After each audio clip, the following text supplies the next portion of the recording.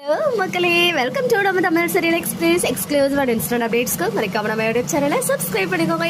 ரொம்பவே அழகான ஒரு ஆரம்பம். பல எதிர்பார்ப்புகளுக்கு மத்தியில இன்னைக்கு எதிர்நீச்சல் வந்து கண்டினியூ ஆகியிருக்கு. ஸோ இதுல வந்து ஃபர்ஸ்ட் எபிசோட் பார்க்கும்போது சில விஷயங்கள்லாம் நமக்கு புரிய வந்திருக்கு.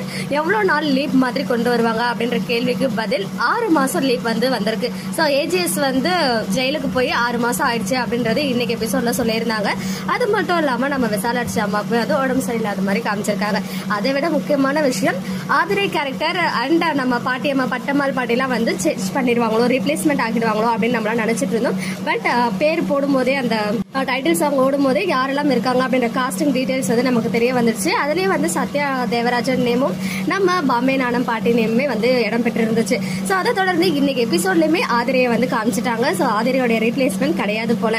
6 மாசம் இடைவெளியில யார் யாரு எந்தெந்த பொசிஷன்ல இருப்பாங்க அப்படின்னு சொல்லி எதிர்பார்க்கும் போது எல்லாரும் ரொம்ப ஹைடெக்கா ஹை லெவல்ல அட்வான்ஸ் லெவல்ல முன்னேறின மாதிரி எல்லாம் காமிக்கல. யதார்த்தமா ரியலிஸ்டிக்கா ரியல் லைஃப்ல என்ன மாதிரி நடக்குமோ அந்த மாதிரி தான் காமிச்சிருக்காங்க. ஸோ ஃபர்ஸ்ட் நம்மளுடைய ஈஸ்வரி அவங்க வந்து ஊட்டி கொடைக்கானல்ல இருக்காங்க போல. அங்க வந்து ஸ்கூல் பிள்ளைங்களுக்குலாம் வந்து பாடம் எடுக்கிற மாதிரி காமிச்சிருந்தாங்க. அங்க ஈவன் ஜீவானந்தம் ஈஸ்வரி அண்ட் அவங்க டாட்டர் எல்லாருமே சேம் ஒரே வீட்டுல தான் வந்து இப்ப தங்கியிருக்காங்க. ஈவன் அவங்கள பத்தியுமே கேரக்டர் அசோசியேஷன்லாம் நடந்துட்டு இருக்கு. ஊர்ல இருக்க எல்லாருமே அவங்க தப்பா தான் பேசுறாங்கன்னு சொல்லும் போது அதுக்கு நம்ம ஈஸ்வரி வந்து ஜீவானந்தத்துக்கு கொடுத்த பதில் வந்து அவ்வளவு அழகா இருந்துச்சு.